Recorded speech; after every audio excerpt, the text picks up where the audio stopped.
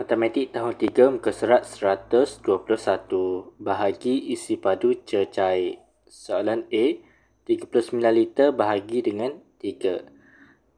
Jadi dalam sifar 3 ada 3. Jadi 1/3 kita akan dapat 3. 3/3 kita akan dapat 0.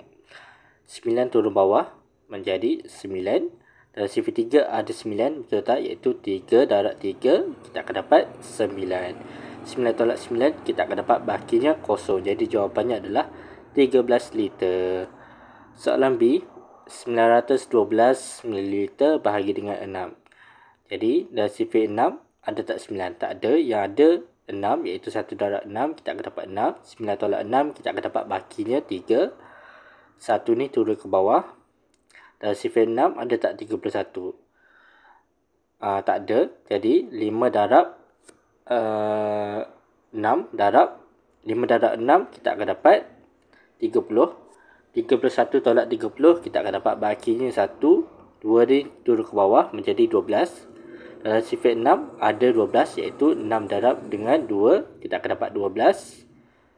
Jadi 12 tolak 12 kita akan dapat 0. Jadi jawapannya adalah 152 ml. Soalan C, 8 liter 24 ml bahagi 8. Dalam sifar 8 ada 8 iaitu 1/8 kita akan dapat 8. 8 tolak 8 kita akan dapat 0.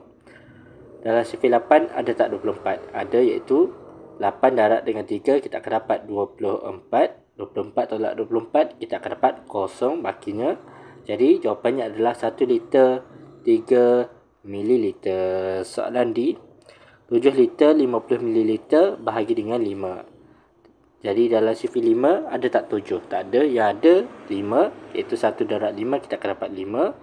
7 tolak 5 kita akan dapat bakinya 2 liter.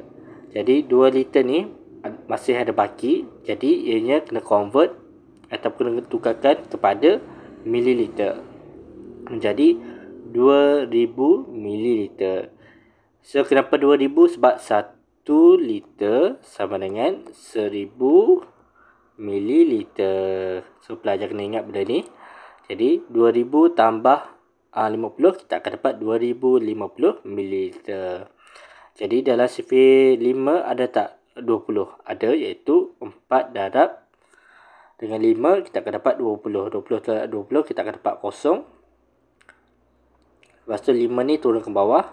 Dalam sifar 5 ada 5 iaitu 5 darab 1 kita akan dapat 5.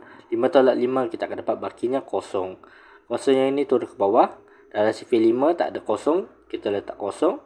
0. Jadi 0 darab 5 kita akan dapat 0. Jadi jawapannya adalah 0 dekat atas ni. Jadi jawapan akhirnya adalah 1 liter 410 mililiter. Soalan E, 6 liter bahagi dengan 4. Dalam sifar 4 ada tak 6? Tak ada. Yang ada 4 iaitu 4 darab 1 kita akan dapat 4. 6 tolak 2 6 tolak 4 kita akan dapat 2 liter. Jadi ada baki lagi 2 liter. Jadi 2 liter ni kena ubah menjadi dalam mililiter. Okey.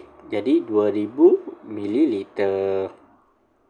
Jadi dalam sifar 2 ada tak 20? Ada tak 2? Ada, betul tak?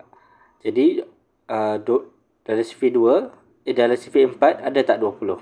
Ada, iaitu 5 darab dengan 4 kita akan dapat 20. 20 tolak 20 kita akan dapatnya bakinya 0. Lepas tu 0 yang ini turun ke bawah. 0 yang ini juga turun ke bawah. Ada 2 0 yang turun ke bawah. Jadi kita kena letak 0. Lepas tu dalam sifar 4 tak ada 0. Jadi kita letak 0 dekat atas ni 2. Sebab ada 2 0 yang kita telah turunkan.